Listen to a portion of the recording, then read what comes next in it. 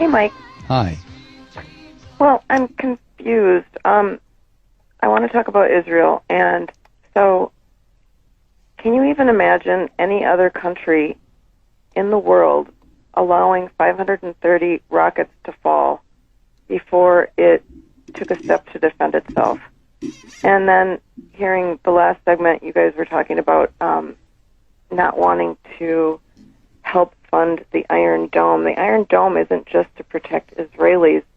It's also so that they don't have to fire back and cause casualties in these areas of the Gaza Strip where the population is so densely populated.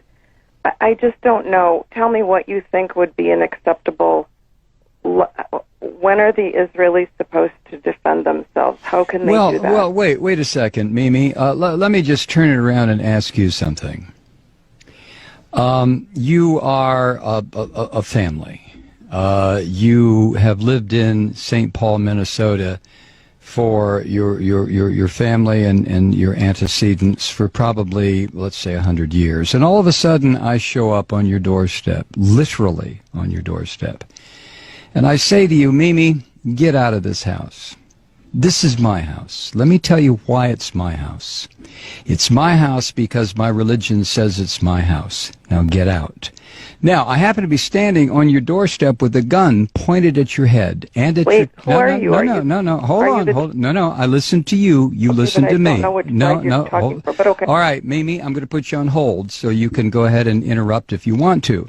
But I'm standing on your front porch, and I order you and your family out of your house. And I tell you that it's my house, not your house. And the reason it's my house and my block and my neighborhood is because my religious belief says it's mine.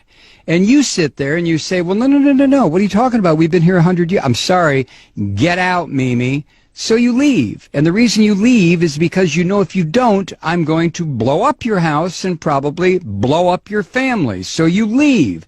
And you move down the street. And for the next 60 years, you sit there and you get very, very angry because I came into your house and told you to get out. So what you do, Mimi, you decide, well, I know what I'll do. I'm going to start throwing rocks at what used to be my house, and it'll break the windows. That'll make that damn Malloy move. So you start throwing rocks. And then I come outside and I say, Mimi, were you throwing rocks? And you look at me rather sheepishly, and that's when I level an RPG at you and your family and your house, and I pull the trigger, and all of a sudden, whoosh, you're all gone. Now, which is the terrorist? You tell me.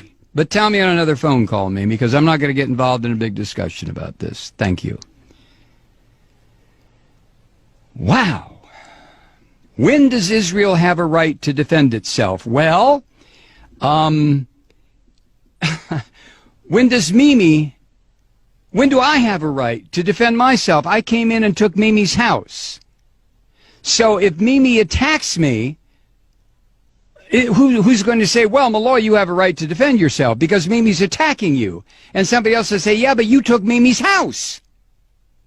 Yeah, but, you know, possession is 9/10 of the law. Nah, possession is 99.9% of the law. And besides, God gave me this land. What the hell is Mimi doing on it? All I had to do was come here and remind her, Mimi, get out. God gave this land to me. Now, if Mimi doesn't like that, she can go live in the little ghettoized area that I've set up for her near the Mississippi River in St. Paul, where there's bad electricity, bad water, the fish are no good to eat, and Mimi can stay there until hell freezes over. Or Mimi can throw rocks at my house, used to be her house, in which case I will level a couple of grenades at her. So the question, Mimi, is not, when do I have a right to defend myself? I stole your house. I stole your neighborhood.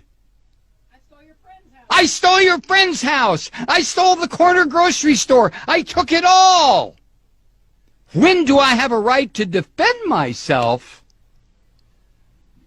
You have to be kidding. You have to be kidding. Let me recommend a book for you, Mimi. It was written by Rabbi Meir Kahana. The title is They Must Go. Read it and call me back.